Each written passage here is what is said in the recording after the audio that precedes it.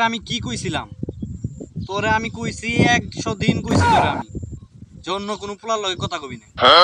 তাও তুই অন্য পোলার সাথে কিসের কথা কস? তুই যে ওই দিনও কইলি কথা, তুই যে প্রত্যেক দিন ওই পোলার লগে কথা কস। আমি দিই না, আমি তো সবই দিই। হ্যাঁ, কথা কস না তুই? না, তুই প্রত্যেক দিন কথা কস। তোর সাথে আজকে আমার সম্পর্ক একবারে শালার কেটে গেল। টিয়াও নাই মোবাইল, কি করি? গার্লফ্রেন্ডের লগে কথা কইতে ফোন কেটে গেছে গা। 50 টাকা বললাম দে, আমি তোরে দেখ, আমি ইমার্জেন্সি ব্যালেন্স নিয়ে কথা কইলাম।